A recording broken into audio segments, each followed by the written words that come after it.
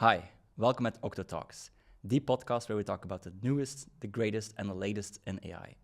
In this podcast, we will cover multiple innovative topics in the space of AI. And for today, we will talk about platform teams, and I invited Patrick Debois and Robbe Sneyders. Welcome both. Thank you, happy to be here. So, Patrick, you are known as the godfather of DevOps. And Robbe, you're one of my colleagues in the office of the CTO at ML6, and you're currently focused on energy, right, within Gen AI? On energy and on platforms and ML ops, indeed. What a coincidence to have you at my table. Patrick, recently you shared a video on a platform topic. You stated that Gen AI deserved a platform team. Yes, indeed. In DevOps, we've been talking about platform teams for a long time. Mm-hmm. So initially, Dev and Ops was about working close together. That was one thing. And then as people started scaling this out into more of the application teams or feature teams, those kind of shared components like cloud components kind of landed inside of a platform team. And then we extended also the platform team with developer experience and DevSecOps things. And that's why I think we had now heading into this new world of Gen AI with new technology. And I think the logical state is to put it there and maybe not on the side as we used to do with the ML ops. So, but that's my take. Yeah. Maybe for the audience as well, we talk about platform teams, but Robbe, what is a platform team exactly? A platform team is a team that centralizes, let's say, infrastructure or certain capabilities that it then offers as a platform or a product to the rest of the organization, and the rest of the organization can then build on top of that platform. So for instance, if we go back to MLOps and MLOps platforms, there you could provide an ML pipeline framework, but then the actual use case teams developing certain solutions can implement the pipeline that can run on that platform. All right. And is that a definition for the more classical MLOps use cases, classical AI, or does it also count for Gen AI? I think a lot of the concepts are the same. So it's about centralizing certain infrastructure or best practices and scaling it that way across the organization. So you don't need to do everything from scratch in every different department, but that the things that are common, that you centralize those to govern them, to improve on them. So that's a bit the goal that is definitely shared. All right. And Patrick, I see you nodding, but the question that I have, where do you draw a line of this is common and this is not common to put in a platform team? How should you go with that? Yeah, so to be clear, I'm not advocating if you're a 5-person shop that you need to have a platform team, right? That does not make sense. New technology is often introduced in a company with a pilot, then it scales out to a few teams who do that. And then, if you have like 10 teams and beyond that, it makes sense to centralize those things. There's like states in between that you can help it maybe with some guilds, with some champions, but kind of bringing this all together in one team and scaling this out across the organization, that's indeed a platform team. And in DevOps world, there's been a book called Team Topologies, and Team Topologies have looked at how platform teams land in there. But the scaling is indeed when multiple teams have the same need of capability. Maybe to build on top of it just being infrastructure, what we learned is that you not just have the infrastructure and it's a common component that you're sharing across all the teams.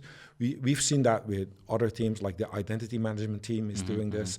The mobile team is shared. So it's trickier.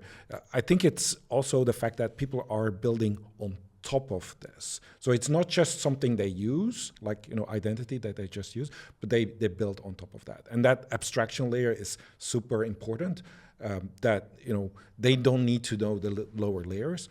But part of the platform team is delivering the platform, the infrastructure, but also doing the enablement. So in a bigger organization, you have to educate people what are good models to use, how do you do your security, and kind of that enablement is not just providing your infrastructure as a service, but kind of doing collaboration on top of that as well. So there's multiple layers that a platform team actually does, and the most common is obviously just abstracted away, so people don't know it, but it hardly works just by doing that. All right, and could that also be a use case for feeding innovation, as in like the platform team provide a central platform where the whole company can make use of? Is that the main purpose of such a platform team, to build such a thing, or how do you see that in practice? I personally see it as when you would scale things out. There's confusion, of course, because we're in this innovation piece, and the pilot team, the first one who builds maybe the infrastructure, the first one who kind of brings in the first use case, that's often seen as the innovation pilot team. But when you scale out, 2 or 3, 4 to 10 teams, then you make the others go faster. But it's less about them and innovating. So it's a little bit further along the maturity curve in a company when you scale this out. But obviously the term platform is overloaded. You have the cloud platform on top of it, you have the application, then you have the business platform. There's platforms on multiple layers, but it's obviously, in my world, let's say DevOps world, it's to build and scale and abstract things away. All right. Talking about DevOps world, Robbe, you're working at ML6, which is mainly a machine learning world, to say it like that. Is there any difference that we should look into? Any other nuances that you want to bring that you see at the customers that a platform team could bring as value for them? I think, of course, if you talk about machine learning and about ops, you come to ML ops, where you apply a lot of the practices of DevOps to machine learning. So that's been going on for the last couple of years. So I would say it's quite similar. The ideas are very similar. The challenges, adoption throughout the organization and so on is, I think, for both one of the most difficult parts. There are some differences, like the audience you cater to, for instance. I think, again, with GenAI, it changes. Maybe to pick up on the innovation, I think, especially here, one of the things that a platform can provide is the environment for experimentation, because it's very easy to do with GenAI. You can easily get started, and by providing a safe environment, you can get a bit two benefits. You can support the experimentation, but also make sure that it happens in a correct way. All right. And so you mentioned that such a platform, and I assume now a GenAI platform, because of the ease of experimenting with it, should cater a different audience than an ML platform. How is that different? Yeah, so I think there's two differences. If you talk about machine learning, you're talking mostly about data scientists, ML engineers. So we see here that a lot of the model work shifts a bit left. So while on an MLOps platform, you develop models on the platform, with the GenAI platform, you offer models as part of the platform. So I think that's one, which also means that the work on the platform is a lot of integration, a lot of software engineering. And then I think a second one is that it's very close to business and less technical people. So I also think a GenAI platform should cater to less technical people as well. There's a lot of additional constraints with GenAI, like managing and versioning your prompts, your guardrails, and so on. And I don't think it really makes sense to always go through technical people to change those. So I think handing those directly to the business users makes a lot of sense as well. So those are two differences. I see more focus on integration, but also even more involvement of the less technical profiles. Yeah. Patrick, do you agree with that? So for me, the ML ops and the data, in many organizations, what I see is that they've become their own silo, right?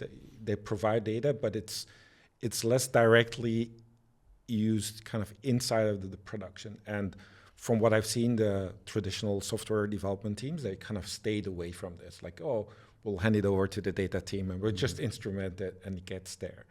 I think the GenAI is a lot more closer to their realm as being like an integration, an API. They don't need to know the model per se. They're just a lot more consumers of services as they did in other parties, a cloud service or a third-party service.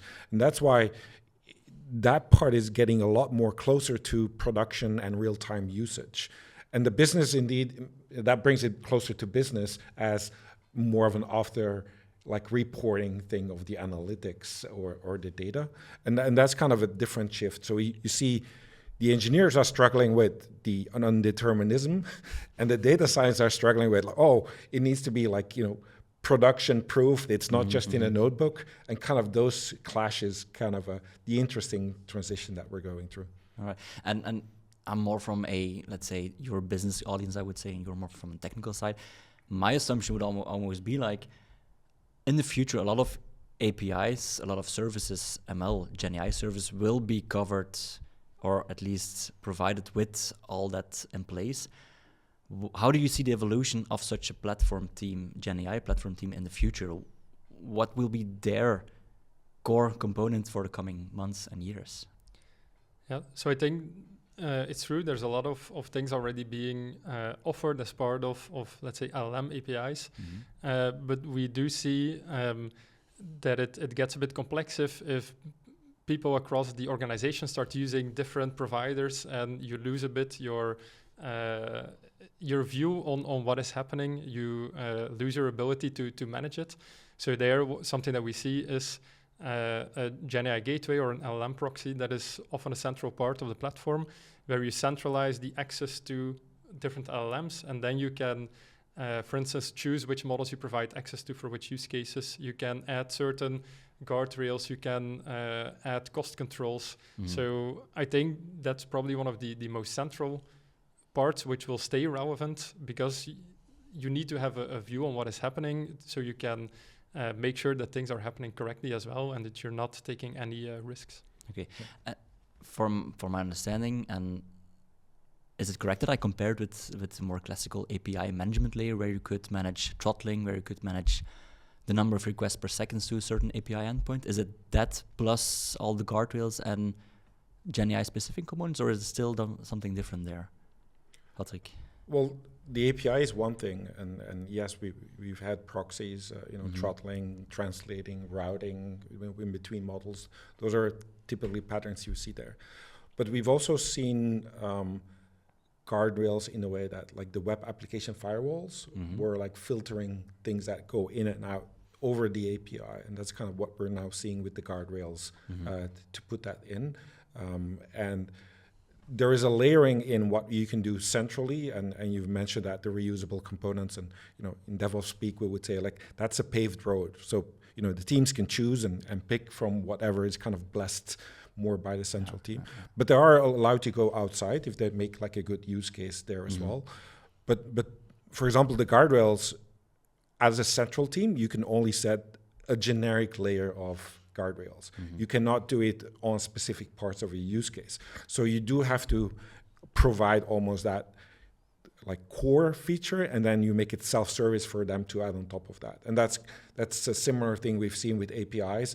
The gateways have some capability of filtering, but the authorization and access control also needs to be within the team and the business logic to make sure that you're covering the right thing. So that friction between central and decentral is definitely something that it plays with, similar to APIs. Okay. Robbe, is also something that you experience at your customers, that struggle, let's say, or that balance is there and that needs to be discussed with the right teams, with the right people? It is there, but I think it's still quite early as well. So I think it's also something that we try to advise on for the future. I think currently it's more about the first steps toward platformization.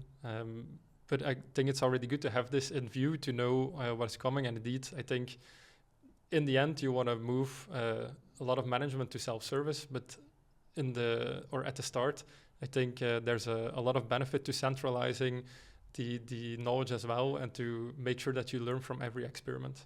Okay, and from that angle, let's assume I have, or our listeners have, a ML team already.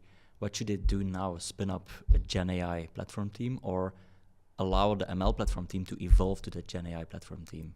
What should they do today?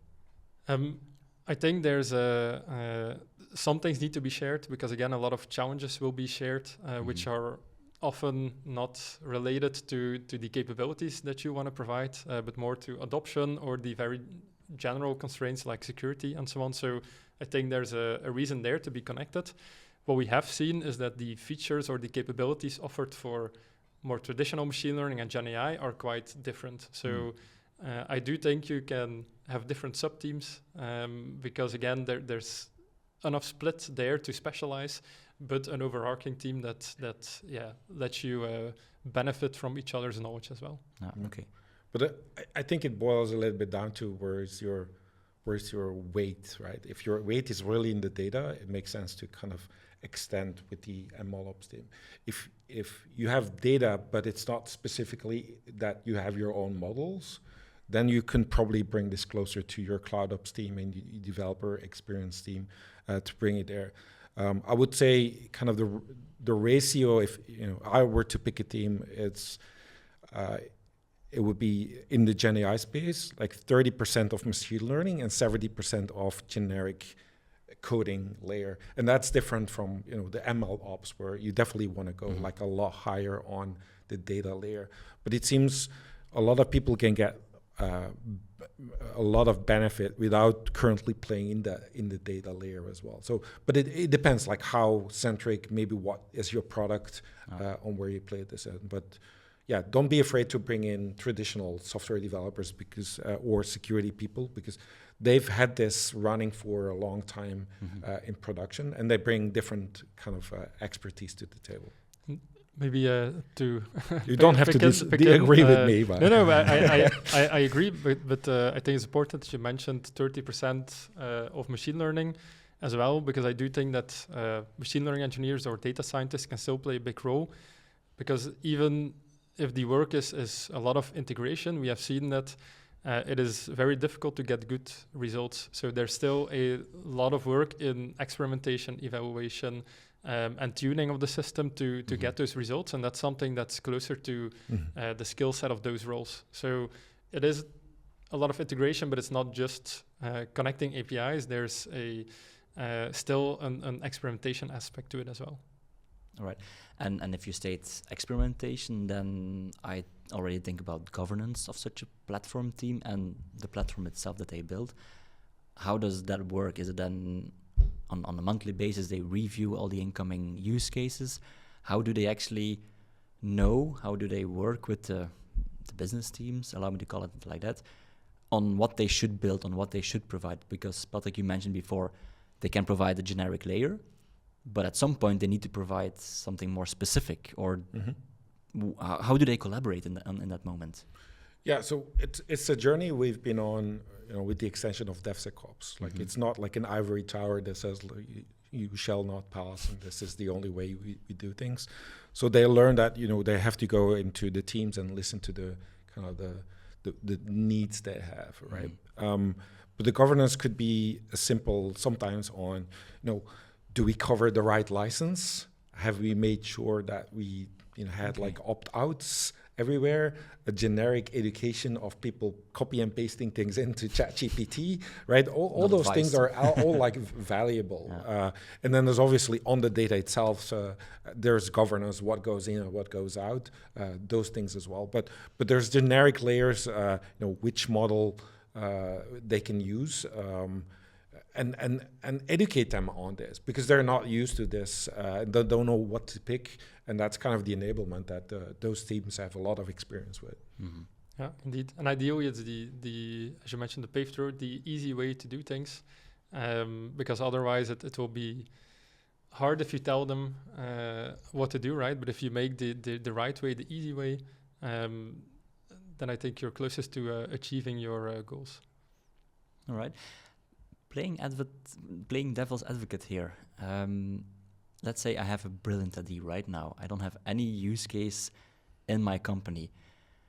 Why should I start with a platform team if I can deliver directly my use case, prove value to the business? I don't need the platform team as a business. Why would you introduce it then? Yeah, but you don't need it if you're talking about a single use case. I think that's always a starting point, solving a first use case. I think you mentioned it before as well. And then when you want to scale it, then you look at a platform team as a possibility. But if you're talking about a single use case or for smaller companies, then it doesn't make a lot of sense. Yeah, and you ask about devil's advocate, right? We all know like premature optimization is the root of all evil, right? So that's what you don't have to do. Like focus on your business case, the value. And then when scaling things out, then you will feel the pain if you don't have enough resources, the decisions are delayed. Then you're thinking, okay, let me kind of put this more central. But on the flip side, your governance makes sense to do this from the beginning, right? Mm-hmm. Because having that oversight, especially in your first cases where you're experimenting, that makes sense. But you don't have to build the whole infra on top of that already. All right. I think we covered quite some topics already. We discussed like you have a GenAI platform team. There is a difference with the ML platform team. Robbe also mentioned that we need different skills. Some of them are the same, but some of them are different. Governance is another topic that we definitely need to cover as well. Do we have covered everything then, if we want to spin up a GenAI platform team then tomorrow? There's a lot of talk about a platform team behaving like a product. Mm-hmm. And so that kind of going into teams and helping the teams find their business use case. And another part they can help in is if you have a product and you want to have your product consistently use AI, use the same colors, use the same icons, kind of have the flow across the product. Mm-hmm. That's not typically thought of in a platform team. It might be in your experience team, sometimes that's called. But initially, that kind of same group of, when it's smaller, they kind of bring that value to the table as well. Mm-hmm. And they go into the product owners, they talk to them and kind of cross-pollinate this across, the whole company to bring that in. So that's another part you can bring in. It doesn't have to be infra. It could be inspiration there as well to scale out. Okay, so I could say that there's also some kind of change component in there because you go to teams who don't know anything about the GenAI platform, nor the meaning of it, nor the value of it. So would it then also be value talking about skills again, to have such skills as well in that platform team then? Or should we keep it purely technical? I have my opinion, but go ahead. I think it definitely makes sense. It's with just a technical product or platform, you won't achieve any success. It's again, I think the hardest part is making sure that it's being used. Mm-hmm. So you need a lot of those skills, and I think collaboration is a big one there. Also, again, talking about when you need to take certain steps. I think starting in a collaboration mode on the first use cases, so that you see it from close by, that you learn from it. I think that's a good way to tackle it, and then you need those skills as well to collaborate, to actually think about the use cases and not just about infrastructure. All right, cool. Guys, maybe as a next section, I brought a few statements, or at least few, we call it this or that, right? We talked a lot about use cases. You can build a platform team, but the question that I would have is, do you need to build it or can you buy it? And what should we do, Patrick? A platform team you need to build. You cannot buy. Mm-hmm. But a platform you can buy. And what should we do? Start with your team right now. Okay. Yeah. Agree or disagree, Robbe? I would say build, again, in the cases that we discussed. There is a lot of new companies coming up that provide AI platforms, but they're still very new, and I think it's a bit risky to put all your eggs in one basket. So especially the central part, again, referring a bit to the GenAI gateway, I would say, I think that's something to build custom. Of course, you have all these higher level requirements, like things like prompt management, like a playground and so on. I don't think you need to develop or build those yourself. So I would say the central parts you build, but for especially higher level functionalities, I would buy or look at the available open source options. All right. Platform team is there to enable or to provide self-service tools and functionality? If I could pick one, I'd start with enable. Because eventually enablement leads to self-service. Amen to that, right, yeah. Robbe? No, I agree. The only thing here is I think GenAI does provide additional opportunity for self-service because it's easier, less technical at some parts of the use cases. So I do think you start with enabling, but you might be able to go even further in self-service than you could with the previous ways of technology. All right, and once you are there at the full service, self-service, sorry, then we are full circle, right? So then if we can provide a self-service, the business teams can actually start implementing their use cases on the central platform that is foreseen to actually provide the right infrastructure, the right platform, but also the right skills, I heard, to actually enable Gen AI use case. That's right, eh? Correct. All right. So let's say tomorrow we have our ambitious plan of Gen AI use cases, and tomorrow I start building the vision of a platform team. Can I be ready, let's say, in a few months, or is it like an adventure to Mordor, you mentioned, of multiple years? When can I have like a substantial platform team?